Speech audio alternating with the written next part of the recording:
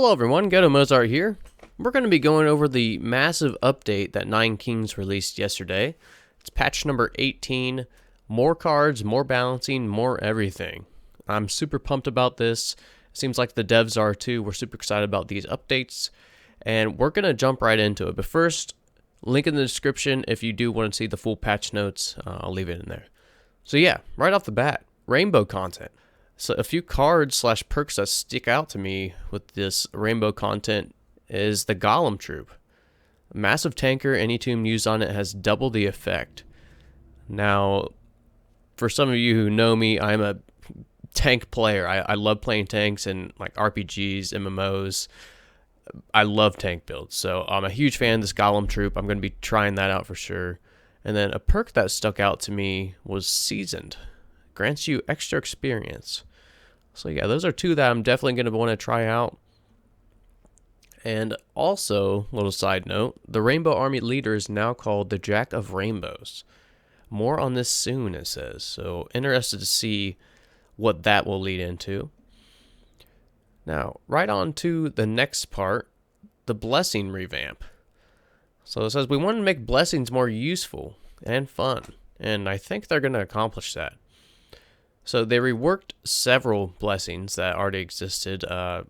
Baby booms in with peacetime all affect 2 plots instead of just 1.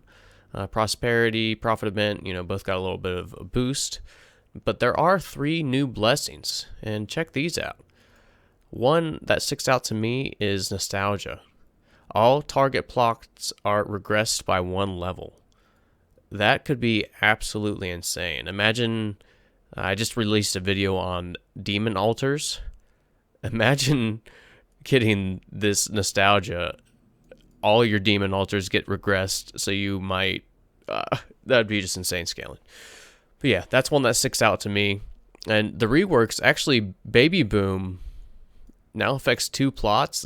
I'm pretty sure Baby Boom is the one that doubles the amount of troops. Yeah, getting that for 2 plots now instead of just 1, that's pretty big. Yeah, pretty excited for these changes. Alright, now on to number 3, King of Spells revamp. So this is something I really did not expect. Same as like we did with the King of Nothing, we wanted to give some more love to the King of Spells troops. Now, I also just released a video on the Enchanted Orbiters build, where the only other unit other than Orbiters, I believe we used a Warlock. And you can see here, Warlocks now get HP buff whenever a tomb is used in your kingdom. So that is an absolutely awesome buff to the Warlocks.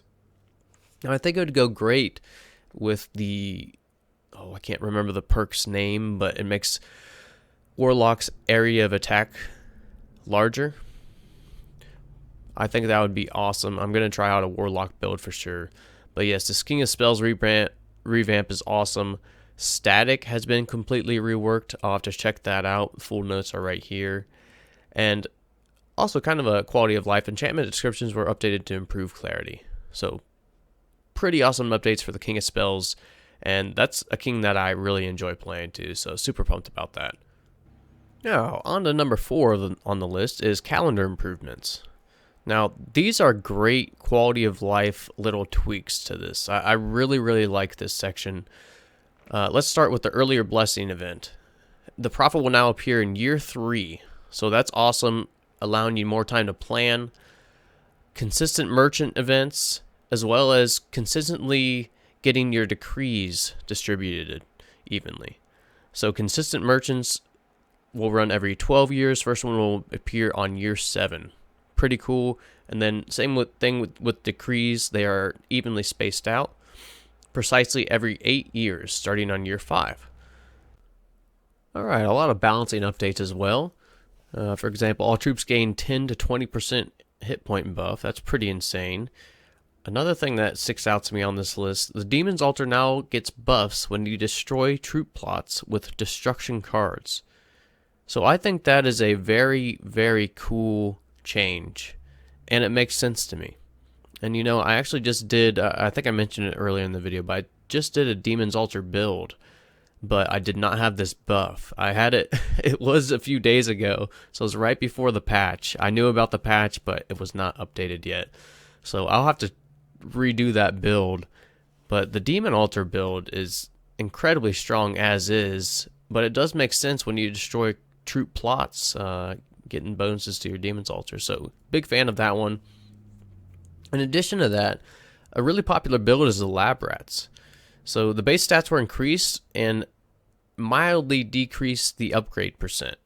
So, pretty much what that means is a stronger early game and a little bit more balance in the late game, it seems.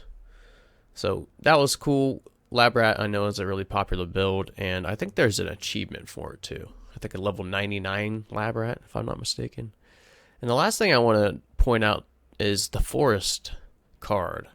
So kind of two changes. Bonus Guardian Decree. Forest now give plus 1% HP. And then down here as well, Forest now works with Demon's Altar and Cemetery. And last but not least, bug fixes. I'm not going to really go over those. But what I really want to talk about is this quest mode. So coming later this month, our brand new mode, quest mode. So that's something to look forward to. 2 to 3 weeks, Nine Kings will have a brand new game mode. I hope you enjoyed this video. I hope it helped. And what are you most looking forward to playing in this update? Let me know in the comments, and I will see you in the next one.